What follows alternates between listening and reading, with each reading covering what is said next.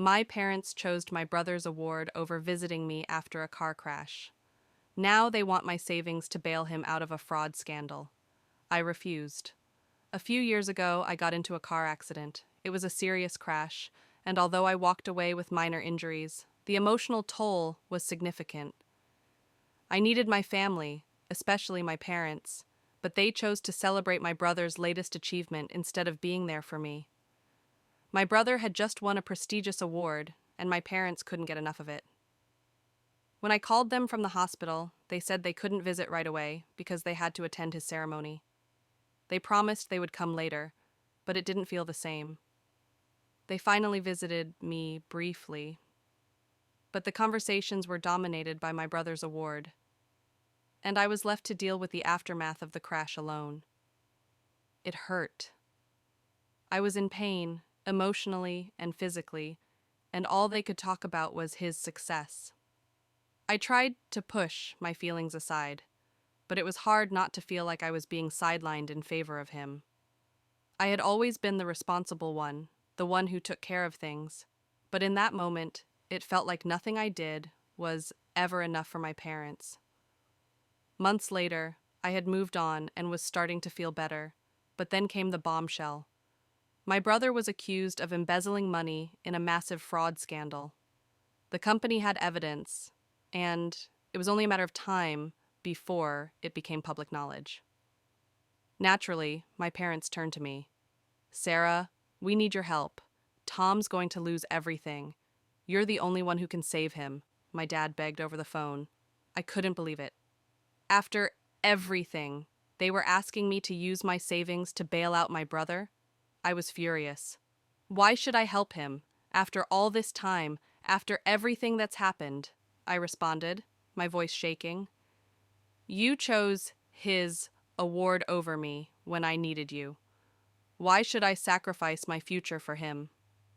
"Well, he's your brother," my dad said, as if it were that simple. I was done. Number he needs to face the consequences of his actions. I'm not bailing him out this time. That was the final decision.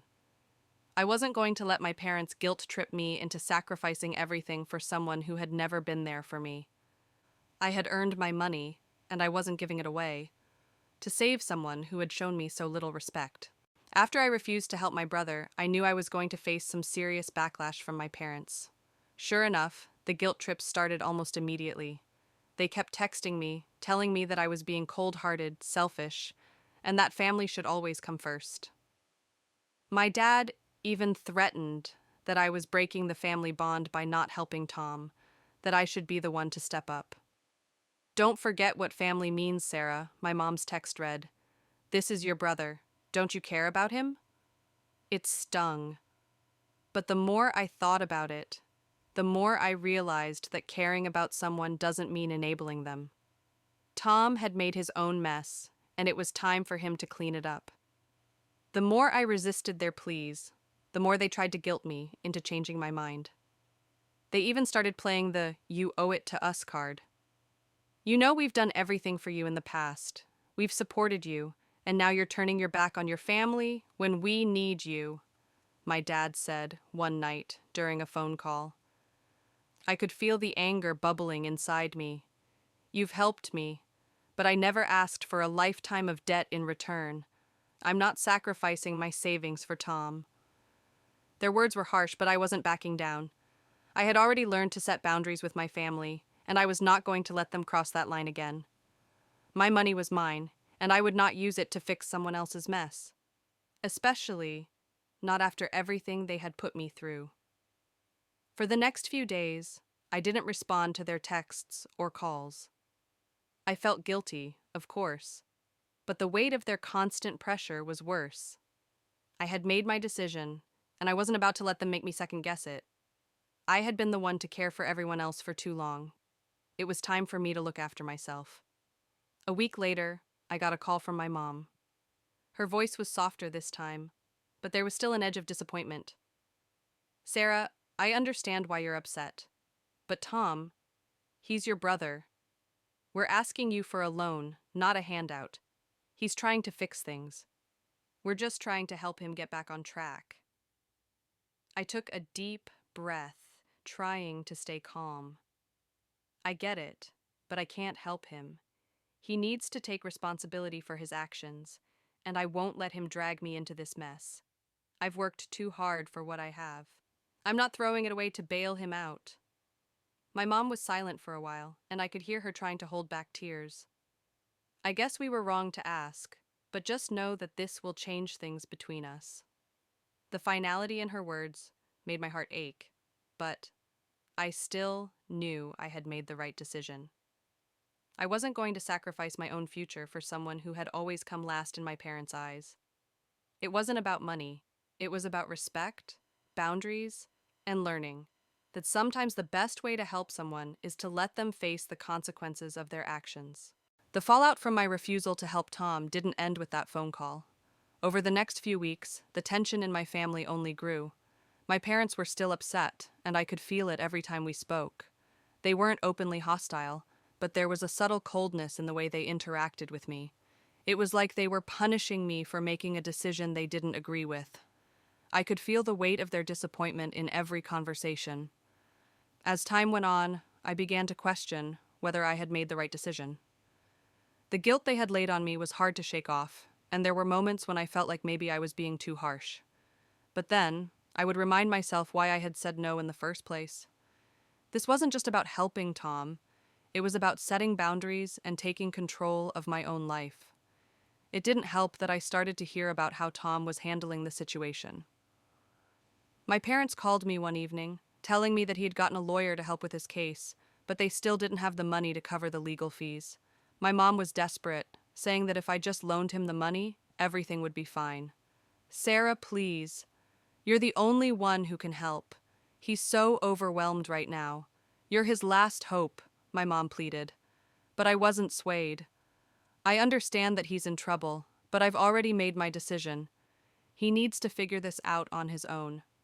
I can't keep cleaning up after him."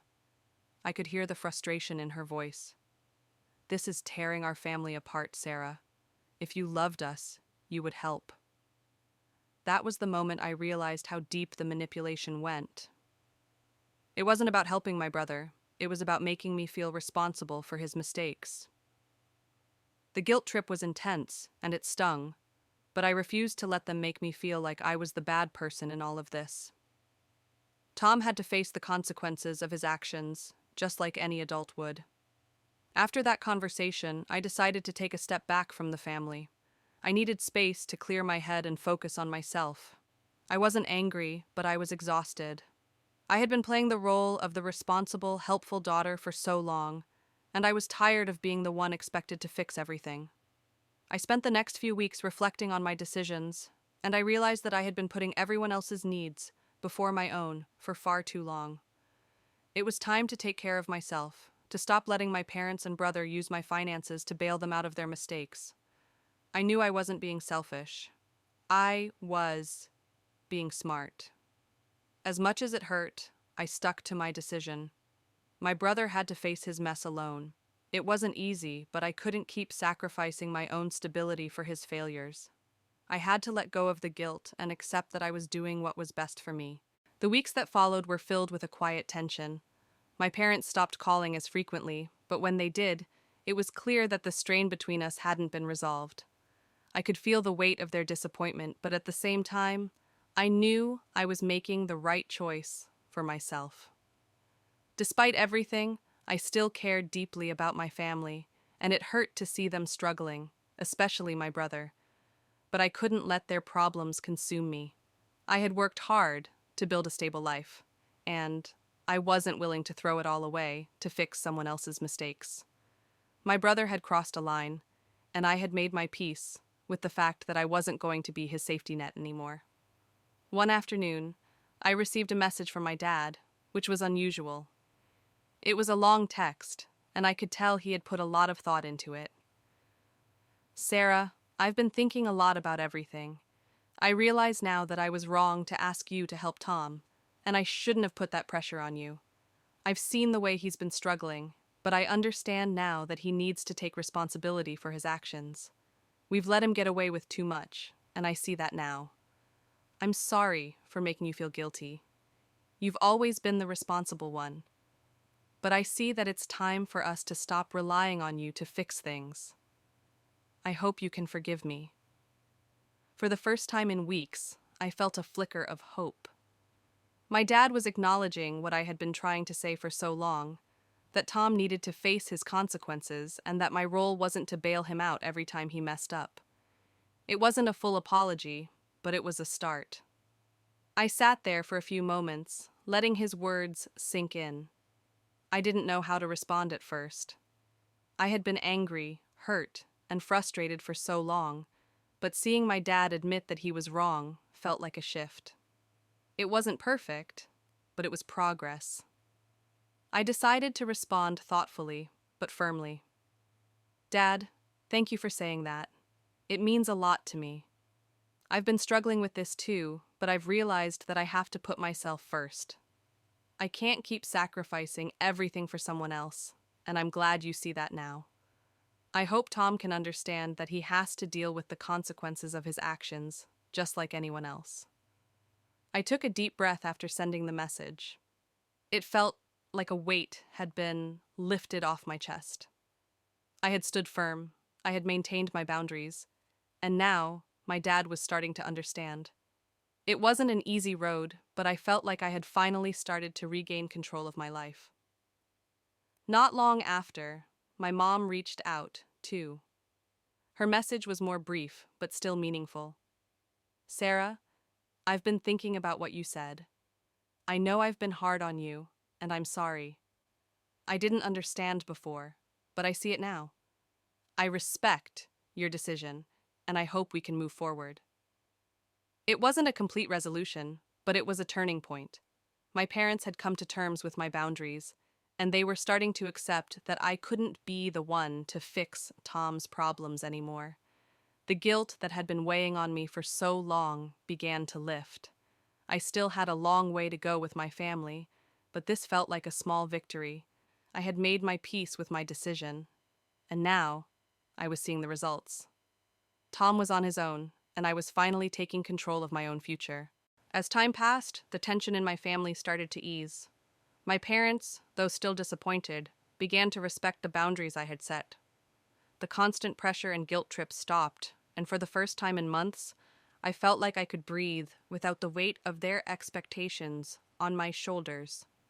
However, there were still moments of doubt. My parents would occasionally bring up Tom's situation in passing, but this time, it was different. They no longer pressured me to get involved. They had finally accepted that I wasn't going to bail Tom out, no matter how much they wanted me to.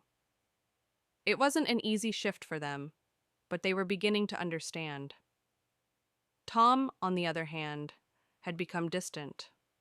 The last time we spoke, he had seemed somewhat resigned to the consequences of his actions, but I knew deep down that he was still struggling. The fraud scandal had shaken him, and he was slowly coming to terms with the fact that his life was in shambles.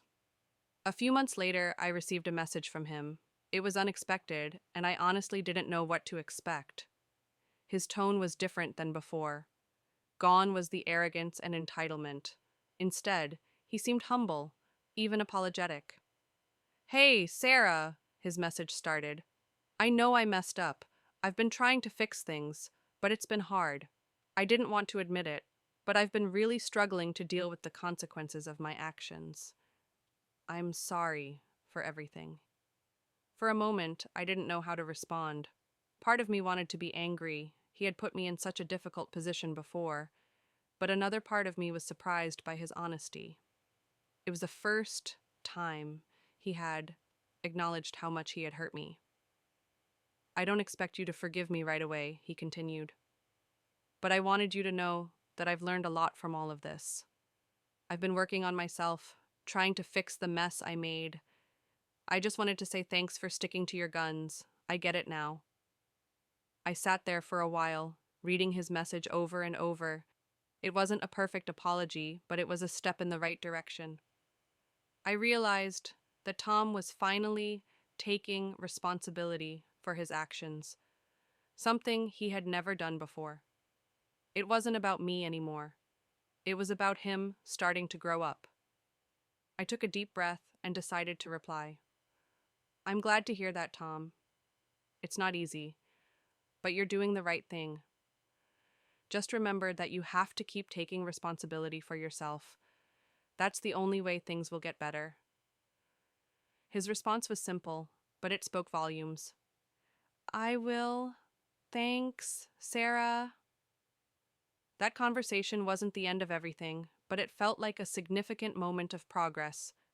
I had done the right thing by refusing to bail him out, and now, for the first time, he was acknowledging that he had to face the consequences of his actions. As for me, I felt a sense of relief. I had set the boundaries I needed, and I was starting to see the results, not just in my relationship with my family, but in my own personal growth as well. As the months went by, things settled down. My relationship with my parents had improved, but there was still a lingering unease between us. I was no longer the fixer of the family, and though they had accepted that, I could still sense the underlying tension. They were adjusting, but it wasn't easy for them. They had been so used to me always being there to clean up their messes and their mistakes. It wasn't just my parents, though. I could tell my brother Tom was still struggling. While he seemed more humble and willing to take responsibility for his actions, I could see the weight of the situation pressing down on him. He was slowly piecing his life back together, but it wasn't easy. The fraud scandal had destroyed much of his reputation, and the financial burden was something he couldn't just fix overnight. One evening, out of the blue, Tom called me. His voice was softer than usual, and I could hear the exhaustion in his tone. Hey, Sarah, he said, almost hesitantly. Can we talk? Of course, I replied, already bracing myself for another difficult conversation. I just want to apologize again for everything. I know I've let you down, and I know I've made you feel like you're the one who always has to clean up my mess. I've been doing a lot of thinking, and I realize that I've relied on you for too long. I should have been the one to take responsibility for my actions from the start. It was the most sincere apology he had ever given. I could tell it wasn't just about me or the money anymore. It was about him understanding the magnitude of what he had done and how it had affected everyone around him, including me. I appreciate that, Tom, I said, my voice steady. I'm glad to hear you're taking responsibility. But this isn't just about saying sorry. It's about learning from your mistakes and working to fix them. I can't be the one to carry you anymore. I get that, he said, a note of quiet determination in his voice. And I'm not asking you to. I just wanted you to know that I'm doing everything I can to fix things. I've started working with a financial advisor, and I've been putting all my efforts into rebuilding my life. I could hear the resolve in his voice, and for the first time, I believed him. He wasn't asking for help anymore.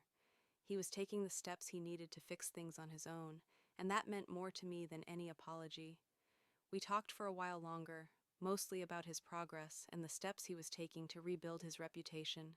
It wasn't perfect, but it felt like a fresh start. He was finally taking accountability for his actions, and I no longer felt like I was responsible for fixing his problems. After the call, I took a moment to reflect on how far things had come. There were still scars from the past, the guilt trips, the manipulation, and the feeling of being let down by my family, but things were slowly getting better. I had learned how to set boundaries, and more importantly, I had learned to protect myself. For the first time in a long while, I felt like I was no longer just the person everyone turned to when things went wrong. I was free to live my own life and focus on my own goals, and I wasn't about to let anyone take that from me.